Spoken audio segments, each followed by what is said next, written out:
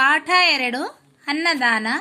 ಇದನ್ನು ಬರೆದಿರುವಂಥವ್ರು ಕವಿ ಚಂದ್ರಶೇಖರ್ ಕಂಬಾರ್. ಫಸ್ಟಿಗೆ ನಾವು ಚಂದ್ರಶೇಖರ್ ಕಂಬಾರ್ ಅವರ ಬಗ್ಗೆ ತಿಳಿದುಕೊಳ್ಳೋಣ. ಕೃತಿಕಾರರ ಪರಿಚಯ. ಕವಿಯ ಹೆಸರು ಚಂದ್ರಶೇಖರ್ ಕಂಬಾರ್.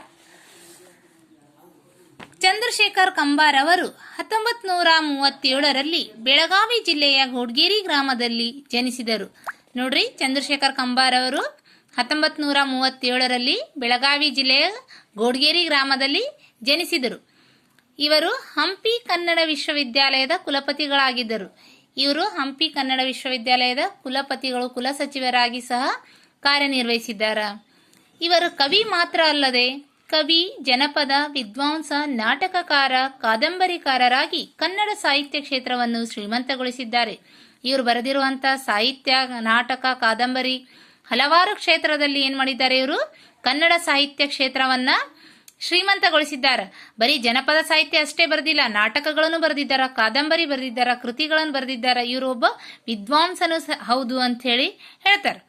ಇವರು ಬರೆದಿರುವಂತಹ ಮಹಾನ್ ಕೃತಿಗಳು ಹೇಳತೇನ ಕೇಳ, ಬೆಳ್ಳಿ ಮೀನು, ತಕರಾರಿನವರು, ಚಕೋರಿ, ಋಷಶೃಂಗ, ಕಾಡು ಕುದರೆ, ಸಿರಿಸಂಪಿಗೆ, ಹುಲಿಯ ನೆರಳು, ಮಹಾಮಾಯಿ, ಅಲಿಬಾಬಾ ಮತ್ತು 40 ಕಳ್ಳರು, ಜೋಕುಮಾರ ಸ್ವಾಮಿ ಮುಂತಾದ ಕೃತಿಗಳನ್ನು ರಚಿಸಿದ್ದಾರೆ.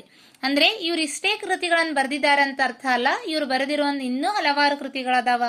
ಆದ್ರೆ ಯಾವ ಮಹತ್ವ ಕೃತಿಗಳದಾವಲ್ಲ, ಕಾವ್ಯಗಳು, ಕಾದಂಬರಿಗಳು, ಅಷ್ಟನ್ನು ಮಾತ್ರ ಇದರಲ್ಲಿ ಕೊಟ್ಟಿದ್ದಾರೆ. ಇವರಿಗೆ ಬಂದಿರುವಂತಹ ಪ್ರಶಸ್ತಿಗಳು ನೋಡ್ರಿ.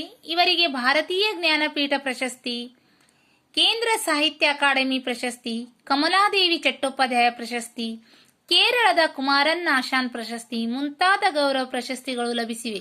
ಇವರಿಗೆ ಜ್ಞಾನಪೀಠ ಪ್ರಶಸ್ತಿ ಲಭಿಸಿದ, ಸಾಹಿತ್ಯ ಅಕಾಡೆಮಿ ಪ್ರಶಸ್ತಿ, ಕಮಲಾದೇವಿ ಚಟ್ಟೋಪಾಧ್ಯಾಯ ಪ್ರಶಸ್ತಿ, ಕೇರಳದ ಸಾಹಿತ್ಯದಲ್ಲಿ ಕುಮಾರನ್ ಆಶಾನ್ ಪ್ರಶಸ್ತಿ ಸಹ ಲಭಿಸಿದೆ.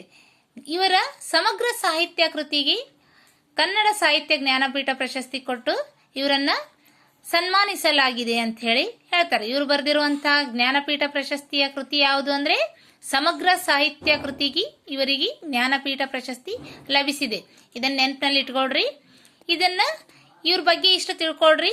ಮುಂದಿನ ನೆಕ್ಸ್ಟ್ ಕ್ಲಾಸ್ನಲ್ಲಿ ತಿಳ್ಕೊಳ್ಳೋಣ. ಸರಿನಾ? ಓಕೆ.